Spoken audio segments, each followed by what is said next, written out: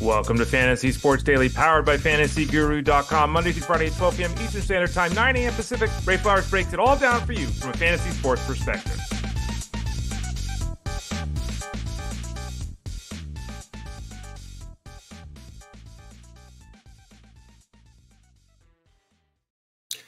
Hey there, everyone. Ray Flowers of FantasyGuru.com. How's it going?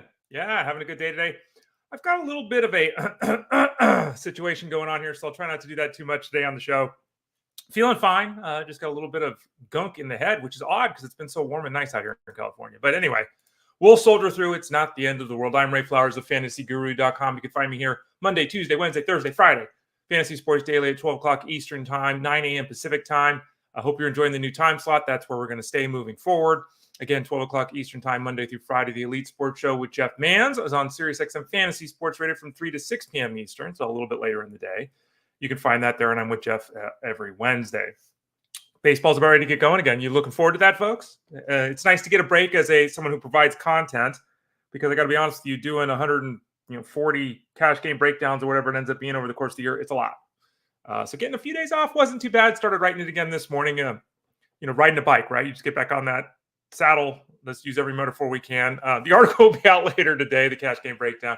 I'm sure we'll have a GPP breakdown too, ready to help you out. I'll get back on the wagering train as well over at fantasyguru.com. But for the next hour here, roughly an hour, we're going to talk baseball. We're going to talk about what? Well, here we go. Let's check it out. We're going to talk about rotations. A lot of people saying, Ray, rotation news. Yes, we'll get into rotation news. We'll talk Tout Wars. We ran a late FAAB run for Tout Wars. It ran yesterday. We talked during the week. We always talk on Mondays about waiver wires.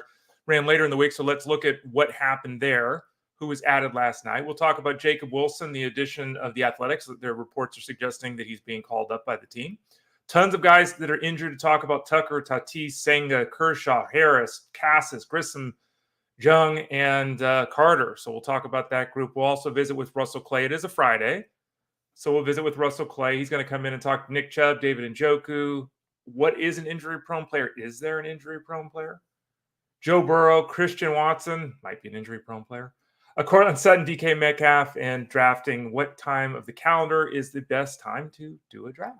So we'll talk to Russell Clay. He's again on Fridays. Thursdays is Tyler Beaker. Wednesdays is Armando Mersal. Armando and Tyler switched this week, but it was only a one-off. So again, it's always Wednesdays Armando, Thursdays Tyler, Fridays Russell. All of them joining at about 12:30 p.m. Eastern Standard Time, about 30 minutes into the show. Before we let's just jump. I was going to say before we get into it, let's just get into it, right? What the heck? Let's just get into it. There are a lot of teams that have announced who's going to start today. There's a lot of teams that have announced who's going to start Saturday and Sunday. There's a lot of teams that haven't. I don't have complete information because I don't think anyone does at this moment in time, but this is what we know now. I'll leave it on the screen there. Oh, wrong thing. Where am I at? That's the FAAB. We're getting ahead of ourselves. There it is. I'll leave it on the screen for everyone to look at there. Those are the definitive starts that were announced. There are probably more than that. I put this list together late last night. You can go through it there. Some notes that I'm going to hit on while you're looking at that screen. Again, for those of you that don't have the ability to see the screen, this is why it's important to see the screen, because there's a list here of 20 teams and their starters. You can always watch the show live at youtube.com/@ElitePlusNetwork. You can always watch it on demand too, anytime. All the shows are stored there. You can watch us live at facebook.com/FantasyGuruHQ. Both on YouTube and on Facebook. You can watch live and you can leave comments. You can leave thoughts. I see people already starting to come back in and make comments. That's something you can do. We address those at the end of the show. So on the screen there, I know it's small font, but it's as big as I could get it and get it all on one sheet. So there it is. Some names to look at. Now some notes that I will build around that discussion that you see there on the screen, which is not a discussion, that bullet point page that's on the screen. Garrett Crochet. He's become a big topic of late, as if a lot of people just realized we got issues with his workload. He threw 2 innings his last start after the All-Star break, or before the All-Star break, excuse me. He's not going to make his debut in the second half until Tuesday, so he's going to completely skip the first series against the Rangers, which is, I guess, good in the sense that the Rangers can beat you down. It's bad in the sense that your ace isn't pitching for you this series. They're going to go Chris Flexen, John Cannon, and Drew Thorpe, it appears, the White Sox. I've said this before on this show. I've said it in other places. Garrett Crochet has literally thrown more innings this season than he has the last 4 years combined. I don't know how this is going to go in the second half. I don't know if he's going to be able to continue the dominance he's shown because he's going to obviously get tired. I don't know if the White Sox are going to really slow this down and hope to trade him here in a couple of weeks. I don't know if he's going to get traded. I don't know if he gets traded, what he's going to do. I've said this before. The idea that he's going to triple, what he's if the idea he's going to triple this year, what he's done in any of the last 4 years is kind of mind-boggling to me, especially in this era of all the watching and the building and the concerns about pitch counts and innings and all that. He's thrown more innings this year than the last 4 seasons. Someone asked me in chat room the other day, like, what do you think, Ray? Well, we've talked about this for 2 months. I mean, this is not a new thing with Garrett Crochet. He's going to be monitored. And, what does that monitoring look like? Is it 75 pitches? Is it 3 innings? Is it skip starts? Whether he's a White Sox or not, he's just not going to be – is he really going to throw 175 innings this year? Is that really going to happen? I'd be shocked. Maybe I'm wrong. Been wrong before. But this would be shocking because it's just not the way that teams handle pitchers. And it would be very shocking. Patrick Corbin starting for the Nationals on Friday. There was some thought / hope, I guess, that Mackenzie Gore would make that start. It's not the case. It's going to be Patrick Corbin instead. Gore will have his start pushed back to Saturday. Jake Irvin will start on Sunday. Mitchell Parker doesn't pitch this week. He'll get back in there next week against the Padres. So no one's pitching Patrick Corbin, but Gore and Irvin, especially Irvin, I would think. Certainly it could be good to go against the Reds, but that's not an easy matchup. You'd rather be Mitchell Parker throwing against the Padres next week. The Red Sox are going to go Pivetta, Bayo, Cutter, Crawford. Nick Pivetta's, obviously today, Bayo, Saturday, Crawford, Sunday. This is against the Dodgers. This is not we must at all costs start these guys scenario. I assume that a lot of you that are in head-to-head leagues, again, I don't play head-to-head, but I assume that a lot of you that are in head-to-head leagues are this week and next week. So you have to figure out matchups, which is difficult. That's why we're going through this exercise of looking at starting pitchers. It's difficult to see how you're going to handle your rotation when it's kind of unclear how teams are really going to play it in some instances. But we're going to get a scenario where, you've got these Red Sox going in a tough 3-game series against the Dodgers here in the first half.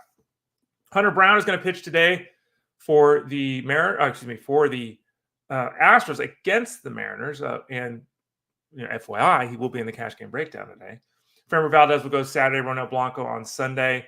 Hunter Brown has been terrific. I think it's like 9 of 10 games he's got a quality start.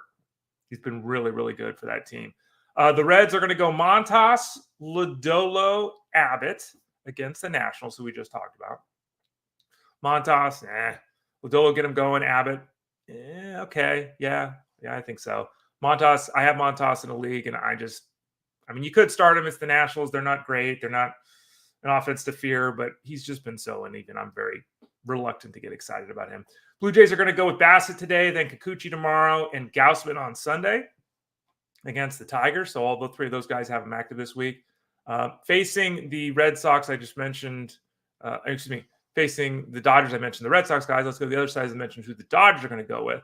Dodgers are going to go Gavin Stone, and get this. This is what the Dodgers are doing the next 3 games. Gavin Stone, okay, fine. Justin Wrobelski, James Paxton.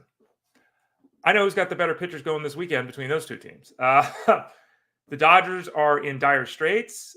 They're trying to figure out Walker Buehler. They're trying to figure out Bobby Miller. They're trying to get a handle on when Tyler Glasnow is going to be able to return. Clayton Kershaw we'll talk about in a bit here. Maybe some good news there. But the Dodgers are just we've talked a lot about teams like the Rangers, teams like the Marlins and their pitching issues on the starting staff. Wow. Yeah, there you go. All right, Pirates and Phillies. Pirates are going to go with Martin Perez, Luis Ortiz, and Marco Gonzalez. That is, Luis Ortiz pitched really well last time out. Luis Ortiz has been pitching very well, but do you want to pitch him against that club? I don't think so. I'm going to say no. It's a very difficult matchup to go against the Phillies right now, especially with Schwarber and Harper back for the team. I'd be very cautious. Very cautious there because the return, it's just not really worth it, is it? I don't think it is. So I'm making a change here to my lineups. I just realized, by the way, in Tout Wars, we'll talk about in a second. I just realized that I had Luis Ortiz still active in my lineup. No, we don't want that, Ray. Get him out of there. Take your own advice. Yeah, it's a good idea. Little bit further on there for the and Martin Perez and Marco Gonzalez. Don't start those guys. Absolutely don't start those guys. For the Phillies, Nola, Christopher Sanchez, and Tyler Phillips. So 2 of those 3 guys, when you're starting Tyler Phillips, I don't think we're starting. So there you go. So and again on the screen there, kind of a list of some of the things we talked about, some of the things we didn't talk about in terms of starting pitchers. All right, let's go to Tout Wars, who has that 15-team league, who, again, I misspoke. All along said it was 12 teams. It's 15 because I'm an idiot. I did hit the All-Star break in first place in this league. So that's good news, at least for me personally. That Tout Wars league, and you can see on the screen there the FAAB results, and we'll go through them here to help you maybe if you're looking at waivers today or this weekend. The Tout Wars league is on-base percentage instead of batting average, innings pitched instead of victories, solds instead of saves. So it's a totally different league. And I'm kind of happy the fact that this is the league I'm having the most success in this year, because this is the kind of league I talk about with all you all the time. This is the league I think, I'm in first place in this one. The other ones, I'm 6th place, 11th place, whatever they are. I'm not doing great. But this one, we got a chance to do something here this year.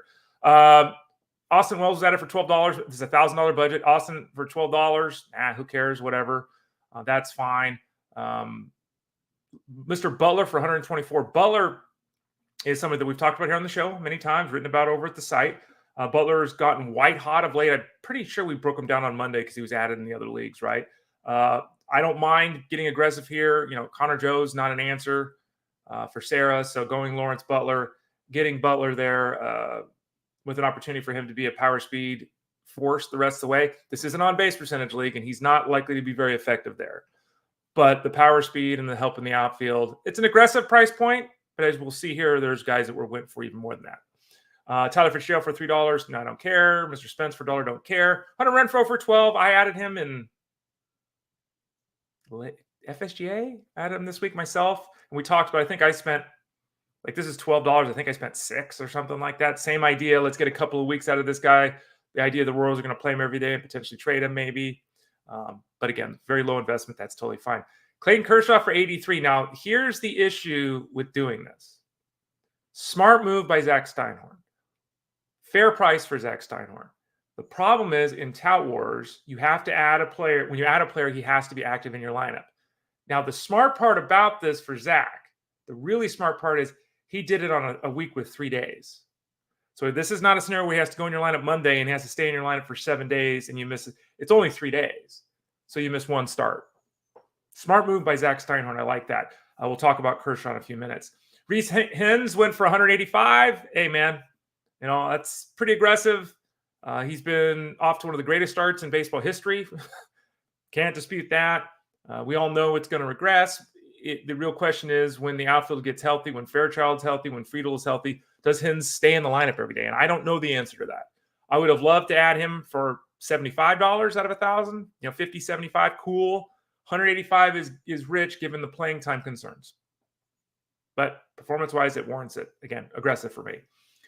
Clement for 46, Springs for 65. Here's another example. Joe is adding Springs before he's been promoted. His velocity's been down a little bit in the minor leagues. We've had this discussion over and over again in Discord at fantasyguru.com. When a guy's coming back from injury, you just don't know. And in the case of Springs, the results have been pretty positive, but the velocity's down a little bit. What's it going to look like when he gets to the big league level? We're coming back off surgery to the elbow. And again, if you're going to add an injured guy and you have to have him active in your lineup, this is the week to do it. It's only 3 days. I don't mind the move at all. We'll see how it turns out. We do have IL spots or DL spots, IL spots. So we'll be able to put him on the IL come next week and make another move. Joe also added Yanel Diaz, who we talked about earlier on Monday, for 45. Matt Wallner for 37. River Ryan for 37 by Derek Van Riper. That's a good addition. River Ryan's likely to become part of this rotation for at least a little bit for the Dodgers. We don't know how long that's going to be. A nice talent and a guy that the Dodgers are fairly comfortable starting. But obviously, if they get healthy, there's no place there. So that's reflected in the $37 price point. Christian Alejandro Kirk, for $5, a really good addition. Ray, you're bonkers. Yeah, maybe. Okay. I don't need a catcher in this setup because this is the setup where I grabbed Soderstrom and I got Elias Diaz. So those guys have alternated being injured. So one of them's on the injured list, the other one's active. I don't need a catcher because I got Ben Rortfurt and he at the catcher spot. Diaz this week active. Kirk, though, his last 10 games hitting 387 with 8 RBIs. He's 12 for 31. He can hit. He hasn't hit much for a while now, but at one point in time, like 2 years ago, this guy was 275, 15 home run kind of guy. He can hit. And it's a solid addition right now in a 2-catcher, 15-team league, a very good addition for that price point in particular. John Brebbia for $3. Remember, this is a Solds league. Brebbia has pitched much better the last 3 weeks. That's a good addition for $3. Estevez for $2. Again, we're playing that game here, and whether you like this or not, I like it. Again, the Solds thing. There's a reason why these guys are available on the waiver wire because there are a lot of middle relievers that are actually better pitchers than some of these closers. You can see there, I added Xavier Edwards. We talked about him earlier in the week. Second base, shortstop eligible.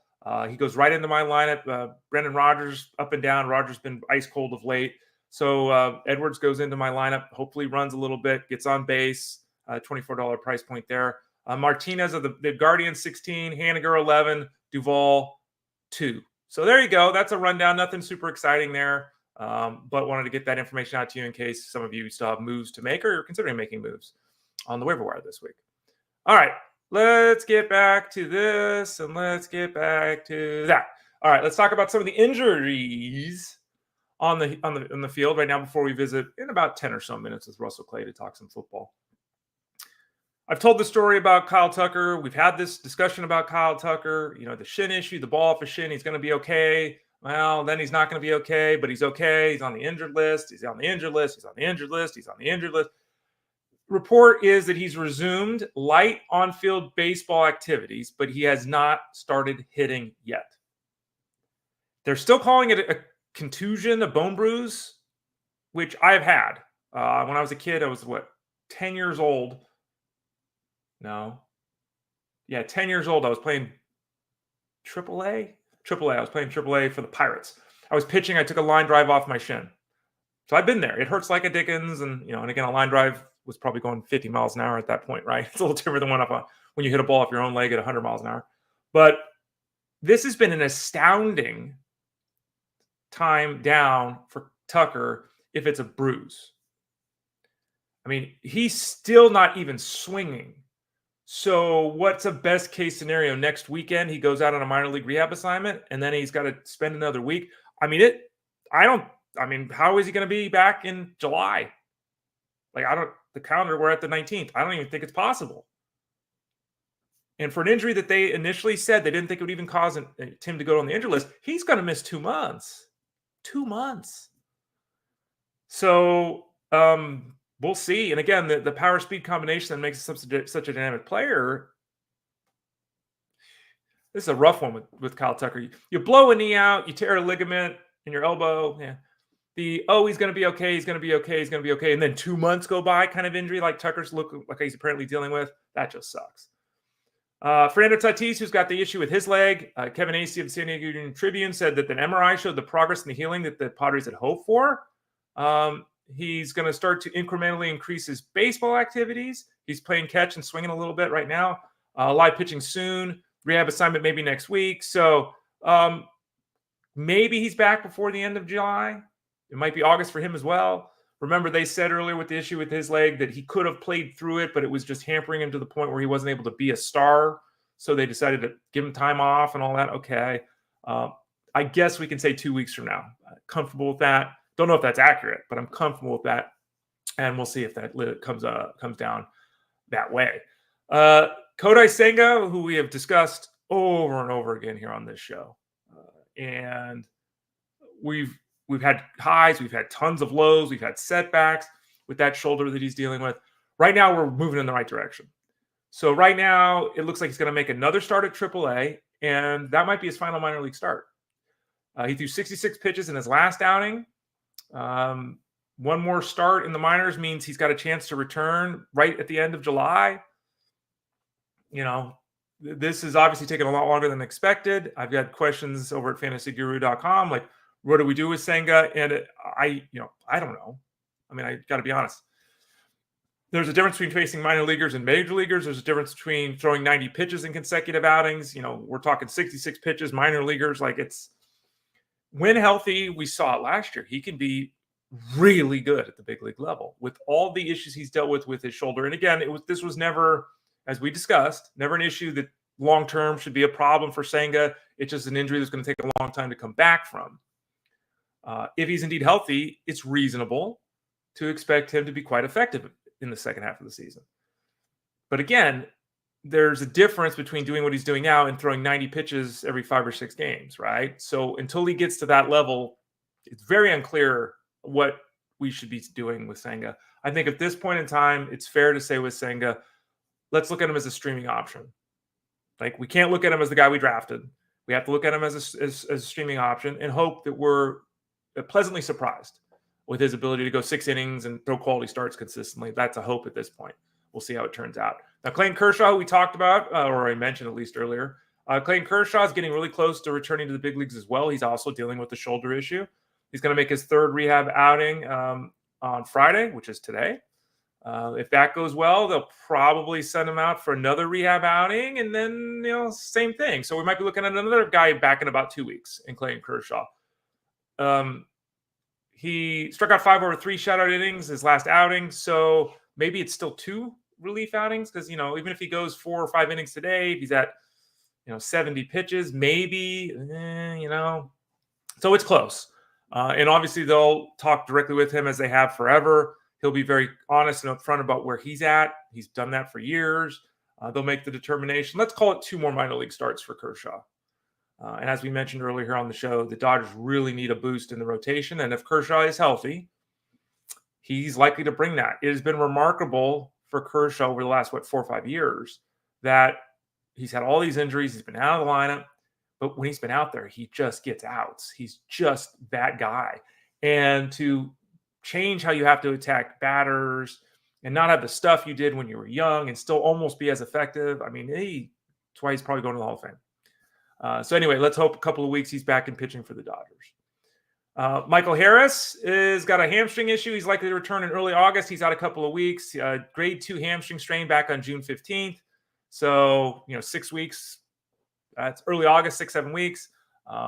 Progressing, yes. Hopefully it'll return in early August. So we're still looking at 3 weeks maybe for Michael Harris, but progressing in the right direction for the Braves. Triston Casas is coming back from a rib injury. He could start a rehab assignment week 10 days. If that goes well, maybe another week to 10 days in the minors, and he's activated. So mid-August before we can start him in the fantasy space. Guesstimate. His oblique issue, rib issue, has taken a long time to come back from. Vaughn Grissom, his teammate, which this season's been a disaster. I was very high on him when the season began, as many others were. Hasn't happened. He's going to see a rehab assignment in a couple of weeks himself. He's played 23 games this year, hamstring injury. They're trying to, here's the quote, according to Jen McCaffrey. The Red Sox have tried to balance out the strength in each hamstring to ensure he can stay on the field, unquote. Sounds like Christian Watson. It's like, man, like with all the things we do nowadays, like you're not going to a biomechanical doctor at some point to look at your muscle structure and how your body operates. Like,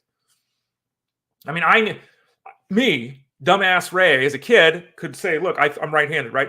Look at the difference between my right tricep and my left tricep. It's like if you're always tweaking your left leg, if there's a problem with your right or your left leg, you're unbalanced, right? Anyway, Vaughn Grissom, fingers crossed, but who the hell knows what that is. Josh Jung has got the wrist issue. He progressed to hitting, took some swings on the field yesterday, which is great. That is a significant step. There is no target return date for him. He's no longer dealing with pain, though, in his wrist. So at some point in August, hopefully that's August 3rd and not August 15th, but we just don't know at this point. Remember, he had that setback with the pain in his wrist, and they had to slow him down. But he is progressing finally, seems like, in a direction that will get him back out on the field, hopefully in a couple of weeks for the Rangers. Finally, his teammate Evan Carter, he's got a back issue. He ran the bases yesterday, which is good news. it wouldn't be surprised if, this weekend he starts a minor league rehab assignment. It sounds like he's got a chance, obviously, to beat Josh back to the field.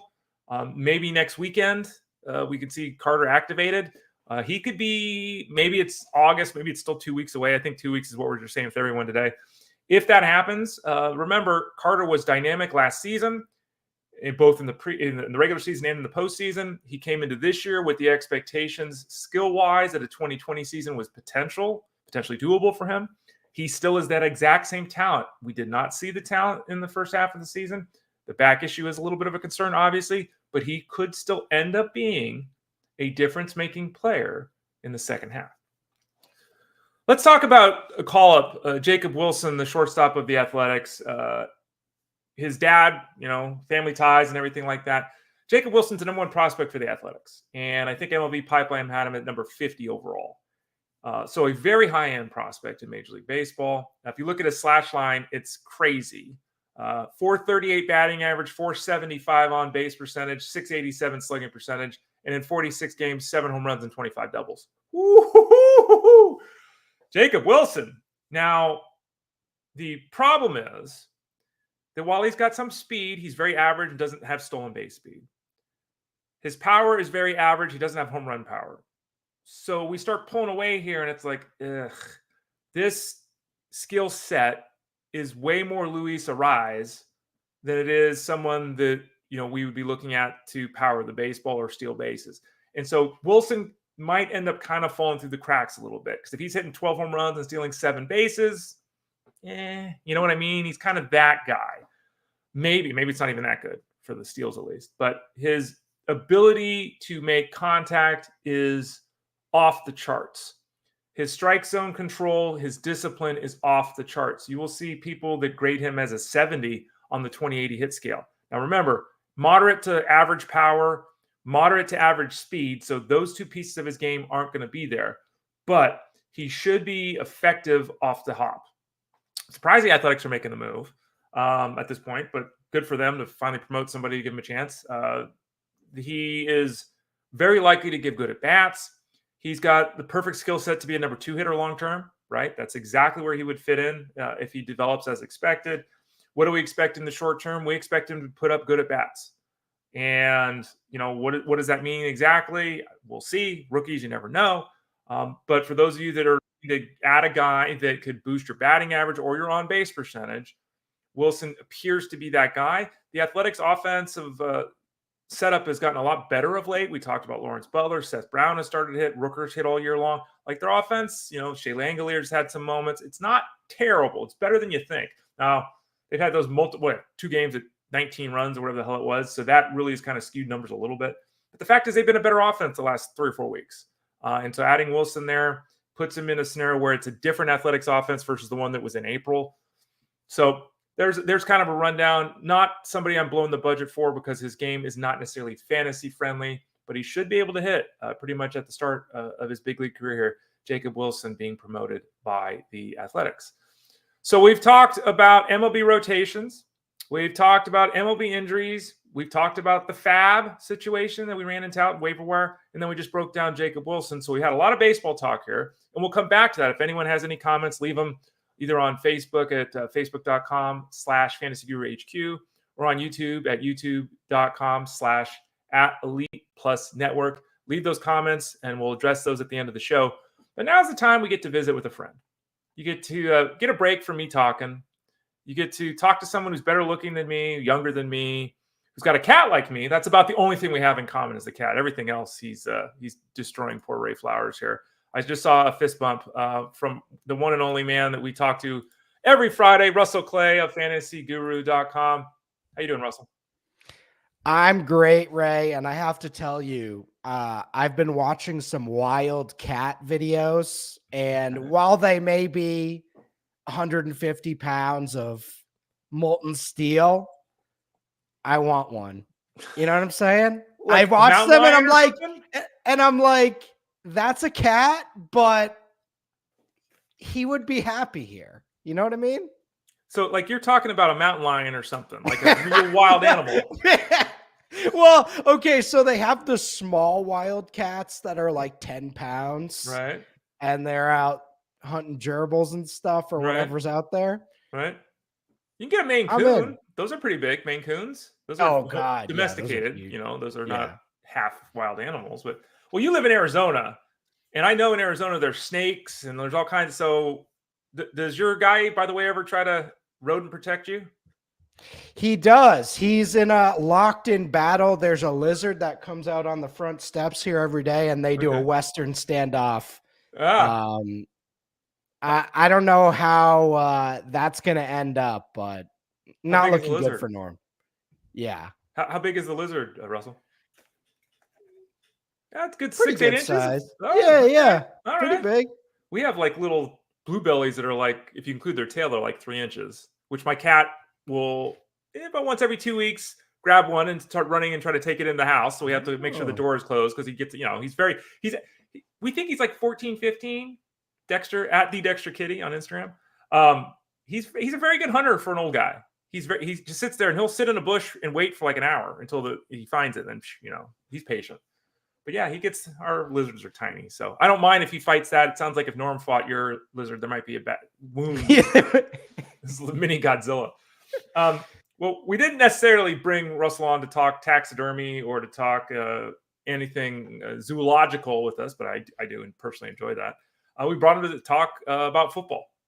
And I don't know if you saw it this morning, Russell, we have multiple rooms in the Discord over at fantasyguru.com. So if you're, you have a dynasty room, we have just a regular, season long room, that kind of thing. Another question in there about Justin Herbert. So I always feel like you should put on that page. Can you write something at the top of the page? Like on the baseball rankings page, we can fit something. Russell does the dynasty rankings at fantasyguru.com. He's very high on Justin Herbert for the long run. He's explained why that is here on the show previously. But that question comes up all the time. I wonder if you can put 2 sentences at the top of that page, Russ. So going back to a guy like Aaron Rodgers, right? Aaron Rodgers had multiple sets of seasons that weren't elite fantasy production. Sure. But if you take that 10 to 15 career, and you rewind back to 2008, which is the year I started looking into this stuff, you would have been really happy having him as your quarterback for that entire run. Now, most dynasty leagues last 3 to 5 years. That's just the reality. So if you think you're in a league that you got 3 years max, go get Jalen Hurts and ride into the sunset. But if we're doing dynasty like how I view it, the next 3 to 5 years, you want a really long, solid career with potential elite fantasy production. Of course, this year you're looking at Ladd McConkey, Quentin Johnston, and Josh Palmer. That's ugly stuff. I imagine in the next year or two, they're going to address that in the draft and really get some nice weapons there. So, yeah. I will say this. I also just looked at this as we're talking. The first 3 full seasons of Aaron Rodgers as a quarterback in the NFL, he threw for 12,400 yards and 86 touchdowns. The first 3 full seasons Justin Herbert was a quarterback in the NFL, he threw for 14,100 yards and 94 touchdowns. So substantially better, to your point, substantially better statistically than Aaron Rodgers at the start of his career. So anyway, check out the dynasty rankings. There are Russell's over at fantasyguru.com. If you got a question about it, you can ask him in the Discord. He's always in there. That's part of what you get when you sign up for the seasonal package at FG. You can sign up for the seasonal package right now for football, the DFS package for football, or the wagering package for football, or you can get all 3. So remember that. You can bundle them all together as well. I wanted to talk to you about a bunch of storylines that are kind of percolating right now, Russell. And one of the big ones, well, for me personally, and I think for everyone in fantasy football as well, I have Nick Chubb on my Dynasty League team. We've talked about Chubb forever. Arguably the best running back in football. Blows his knee out last year. Catastrophic. Like, it looks like he may never walk again. Like, it's a catastrophic injury. Yeah. And now there's a video out there. He's squatting like 575 pounds. Like, the bar is like bent in half. Like, he's apparently doing well, right? It's completely unclear if he's going to be ready for week 1 for the Browns. We're way too far away from that to know for certain. But I see a lot of people drafting Chubb as the number 1 running back of the Browns. They don't even take Jerome Ford. They're taking Nick Chubb first. Do you agree with that line of thought? Can I just do a little PSA on weights? So as a normal human being and not the alien Nick Chubb is, many men have watched that video and ladies over the last week, and they're going to go to the gym and maybe push a little harder and say, look at what Nick Chubb's doing. I'm going to lift heavy. And as a guy who had former military friends who came back from combat and were absolutely yoked out of their minds, don't go your own pace. If you're doing the 10 pounders or 15 pounders, just keep going with those. But anyway, Nick Chubb's an alien. I did see those videos. I am rooting for him. I do think he's going to be back this year, and I do think he should be good. But we've seen enough of these videos, whether it's the weights or the on-field stuff, where we know it takes time on the field to get back to full strength. And that's something we have to monitor. Once he gets to training camp, preseason, and early regular season, how are they ramping him up? So I like Jerome Ford as the starter early in the year. Nick Chubb may ascend later in the year, but Javonte was the most recent example with that major knee injury. That's more of a mental thing. The surgeries get us back there, but it's a mental thing once you get on the field. Let's stick with the Browns for a second, Russell. And David Njoku is a very interesting player because he's not somebody at the tight end position that people are aggressively pursuing. You know, he's not one of the first handful of guys off the board. He is athletic. He can stretch the field. He had some huge games last year, a lot of them with Joe Flacco, and obviously Flacco is no longer the quarterback there. So who is David Njoku this year catching passes from Deshaun Watson? Oh, well, we're going to have to see what Deshaun Watson is at this point. We know the shoulder injury hindered him last year. Joe Flacco has always been good for fantasy points. He, maybe not elite fantasy points, but even back to the Ray Rice days or, some of the other weapons he's had throughout his career, that generation of quarterback was very fantasy friendly for us at getting specific players the ball. And that's exactly what Flacco did with Cooper and Njoku. He was basically saying these are the best weapons I've had in my career last year. So going back to Watson, historically, he has been good fantasy-wise, but with the Browns system, with Watson, what we've seen the last couple of games for him, that's more the worry for Njoku. And then we've seen him become a blocker at times. There's a lot of reasons why this Njoku thing could come to a screeching halt this year. And I'm bummed because I love Njoku. I think he's one of the most talented tight ends, and we saw that.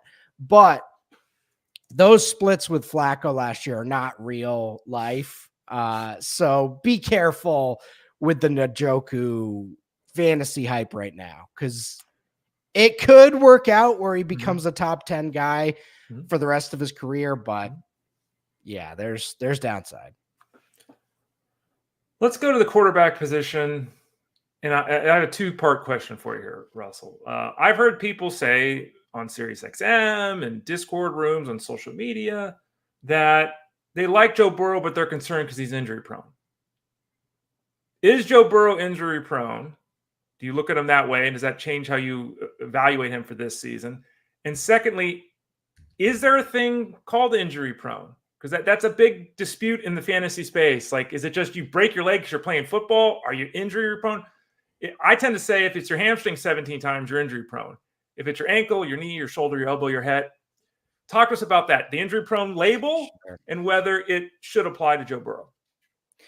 I do. You brought up the best point, and I've talked to physical therapists about this. Injuries do build up over time, especially things like hamstrings, unless the guy can get with someone who can rehab it 100% correctly. And Christian Watson has been a great example. He did tests. His body was imbalanced. There was reasons why these hamstring injuries were happening. And 2 decades ago, there would have been really no hope for him because we wouldn't have known and his career would just be over. I'm very curious how that ends up. The Joe Burrow thing, the quarterback in 2024 takes so much more damage than they did before. And I heard an article came out a few years ago highlighting the most dangerous plays. The blind side defensive ends coming down on them is the most dangerous play. I don't think anyone would disagree with that because they can't prepare for the hit. And Joe Burrow is going to continue to have those types of plays coming at him. He's not the most mobile guy. Jalen Hurts has perfected the run out of bounds and save his body. Of course, he takes all those huge hits running the ball, but I wish more guys would copy what Jalen Hurts is doing right now, and he just gets out of bounds or slides or gets down. So that's what I'm hoping for Joe Burrow. I do not think he's injury prone, but I do think there's a possibility he could have the Carson Palmer type career. And, a few more hits. It's like the Tua thing. Is Tua injury prone? Because he's one hit away from his career ending. And we've been balancing on that beam for a full year now, and we're heading into this year. Everyone's forgot about that, but one concussion this year, and it could be over. Bouncing on that beam, foreshadowing the Olympics too. Russell's on his game today. Russell Play at fantasyguru.com. I love it. You mentioned Christian Watson, and let's assume, whether that's fair or not to do, let's assume that the hamstring issue is something he's going to be able to fix. Because again, as you noted, he's working biomechanically and that kind of thing. He's being drafted as a wide receiver 4. Does that seem right to you? There have been games, there have been weeks of excellence, stupendousness, if that's even a word. And then there's been an injury, and then more. Who is Christian Watson? Is he worth taking a shot on as a wide receiver 4? The talent is 100% there. That is, I don't think anyone would question the actual raw talent after the catch, and especially in that Packers offense, which has really helped Jaden Reed flourish. Dontavian Wicks has flourished. Romeo Doubs has flourished. So if Christian Watson can play a full season, he's going to reemerge back as the most explosive weapon in that offense. We all like Jaden Reed at this point, but undeniably, if Watson is healthy, he's going to be the most explosive threat. And the fantasy points will come. We just have to see with that hamstring. So would you take him as your wide receiver 4? Wide receiver 4 is a fair range to take a gamble on him. However, he's not my favorite Packers wide receiver. And as much as we don't want to bank on injuries, I would say I am coming into the season saying, all right, week 1, he'll be out there. But Jaden Reed, when Watson's out, is probably going to have a big role. And Dobbs when Watson's out. So I am accounting for that in my fantasy rankings and drafting so far this year. Russell Clay and Ray Flowers here on Fantasy Sports Daily. Again, remember, Monday through Friday, 12 p.m. Eastern Time, 9 a.m. Pacific. I was talking yesterday with Armando Marsal, and we were mentioning how I was looking at ADP over at the NFFC. And the Houston Texans, Russell, have 3 wide receivers in the top 30. Yeah. Okay. They've got Diggs, Collins, and Dill. Then you go over and look at the Broncos. The Broncos have number 1 wide receiver. His ADP is like 48. So somehow the Texans have 3 guys inside the top 30, but the unquestioned number 1 target in Denver, Courtland Sutton, he's barely being drafted as a wide receiver 4. Is that a great opportunity to buy, or do you think that the cost that people are currently paying for Sutton is one that makes a lot of sense to you? Okay, so let me just say one thing about Tank Dell. That's a very small man. Right? He's very small. And so I looked at rookie wide receivers last year, like the last 4 classes, and I was looking at rookie season production. And in my brain, and I feel like I'm a lot of people right now, I had Tank Dell. I thought he had 900 to 1,000 yards last year. I thought he blew it up. And in those first 10 games, he did have 3 100-yard games. He did have a bunch of touchdowns. He had a great rookie year. He only had 47 receptions. Yeah. He only had 700 yards, and I had him locked in. I thought he had 1,000 yards, and the way he's being drafted is he had a fully healthy season. He had 80 catches and 1,000 yards in his rookie year. That is not what happened. He is good. Stephon Diggs is in town. That's a whole different topic there. Right. But yeah, so Courtland Sutton, I have historically not been a huge Courtland Sutton guy. Respect the game. Very talented guy ever since SMU, but I'm drafting him a bunch right now. Okay. And maybe it's the Bo Nix thing. Maybe it's, other starting quarterbacks that are potentially there. He is the clear number one guy, and I'm drafting him a lot in this range right now. I imagine by August, September, his ADP will rise significantly. What do you think about Sutton? I think that he's in a great spot. I think that he's, again, the unquestioned number one guy. Judy's gone. Whoever the quarterback. I mean, look, I say this all the time, and you were just talking about with Joe Flacco. If I'm the quarterback of a team and, I got one guy, guess who's getting 10 targets? The one guy, right? If I'm running around, here you go, kid. And that's something Sutton can do, right? He can high point footballs and all that kind of stuff. So I think at that price point, I have zero issue taking Sutton. In fact, he'd be a target for me at that price point. And I think the real question is, if you're drafting Russell, would you take Tank Dell ahead of Sutton? I wouldn't.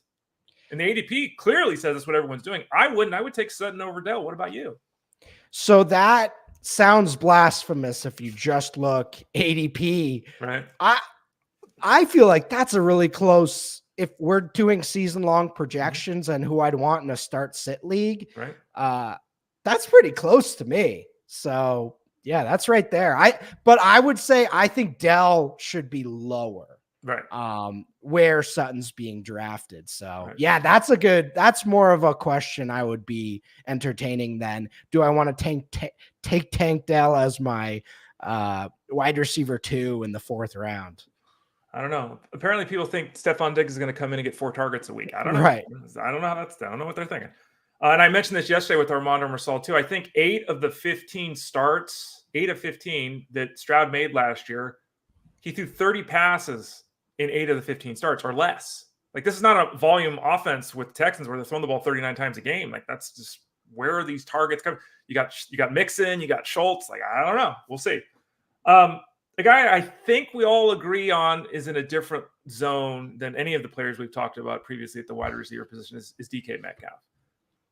He's 6'4", he's 240 pounds, jumps, runs, Mr. Muscle Fitness. He's everything you could possibly want in a football player at the wide receiver position. Jeff Mans has been very vociferous in his support for Tank Dell, loves the new offense that's going to be in place in Seattle, thinks it's to the moon with DK Metcalf. I would agree. I'm drafting him in all my leagues, all that kind of stuff. Where are you at with DK Metcalf? Is it Metcalf to the moon in 2024? I like it.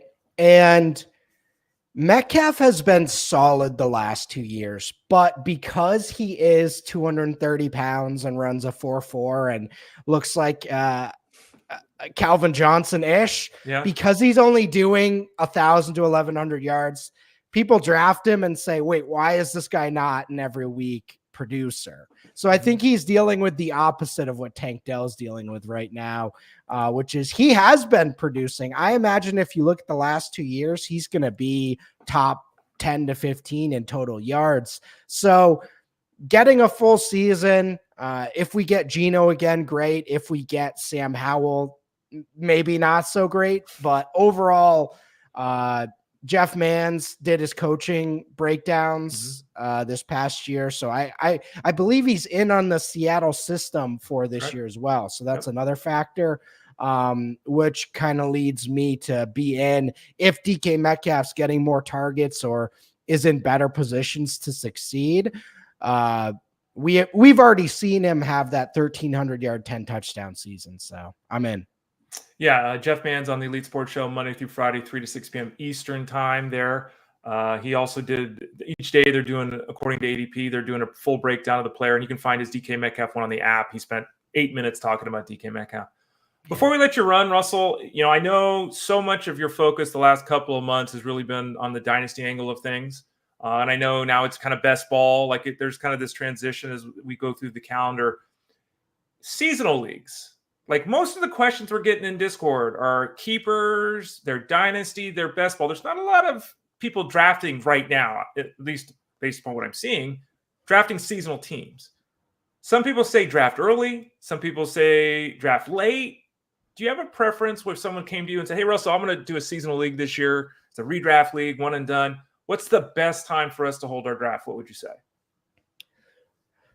So the landscape in 2024 is significantly different than 2010, 2015 even. Telling me, yeah. And 2005, hell, we were just excited to get our fantasy magazine by this time of year and have something to talk about, and maybe we'd get Eric Carabell or somebody and we'd get our 5 minutes on ESPN News. Right. But nowadays we have best ball all off season. We have our dynasty leagues. We have everything going on. We have DFS for other sports. So there's so much going on. The best way to play those types of leagues is to draft later, in my opinion. And that's my plan. And I do feel that is a lot of folks' plans, even not in the content space. One thing I will share, the best ball thing has really gotten us away from those start sit decisions in the off season, which is it's a fun thing. But I will say, drafting a best ball, you look at a lot of these guys and you say, all right, well, hopefully he gives me 4 weeks. Christian Watson, what the hell? Yeah.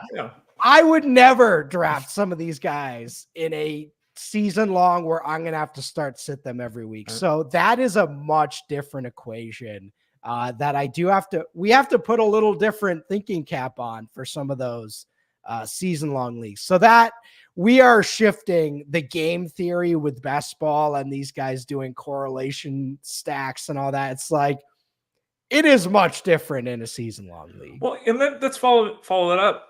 Because I hear people say all the time, do best ball to figure out the player pool, to understand. If you're drafting the same way in best ball as you're drafting in seasonal, it's not going to work. No. Right? Like, how much correlation is there? Because I see, well, we don't do mock drafts anymore. We just do best ball. It's not really the same thing. So is it really that useful, Russell? Getting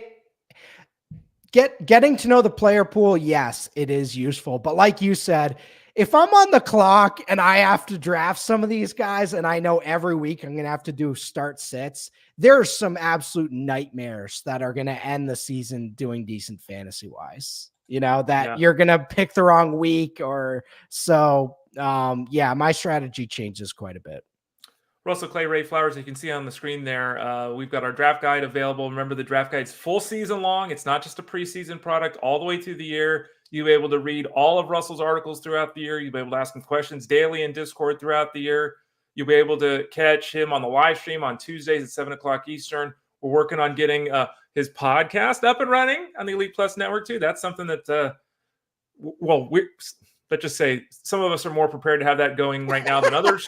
But we're efforting to get that going right now. As you can see on the screen too, we've got rankings, all this kind of stuff. The dynasty rankings at the website are Russell's. When does your draft book come out? Do you have a date for your actual draft book too, Russell? Yeah, so I laughed because Armando put his out earlier this week, and we had looked for the 31st of this year. Okay. I'm planning for next week to have mine set and ready, but yeah, check out the auction books. What setup are you covering in yours? I would have to look closer into that. I have the general ranking set, but I think I'm PPR, but we'll see. Okay. All right. And for those people that don't know what the draft book is, it's a combination of the players, the rounds you should take them, and then the auction value too. So it's kind of a combination, one-stop shop, if you will, that you can utilize in your drafts. And that'll be out, as Russell said, hopefully for next week. So thanks for coming today, Russell, on the show. We appreciate that. We'll visit with you again next Friday. And by the way, anything this weekend that's coming up early next week that people should be tuning in for, or is the draft book kind of the focus at the moment?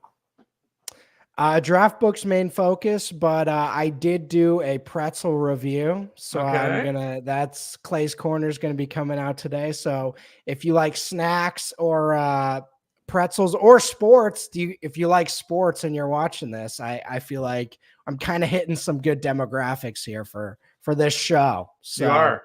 There you go. Yeah, you are. I think that's called good marketing or good analysis or good thinking. I don't know. You're just good at your job, Russell. How about we'll leave it at that? Thanks for joining us. We'll talk to you again next Friday. And again, all his work, articles, rankings, Discord, all that over at fantasyguru.com. He's ready to help you out. So thanks again, Russell. Really appreciate it. Thanks, Ray. You got it, buddy. Russell Clay of fantasyguru.com. All right, let's close things down by looking at the chat and see if we've got any comments here. Typical Rob says, happy Friday, King. Same to you. Bonus points if you remember the trade that brought Jake to Houston.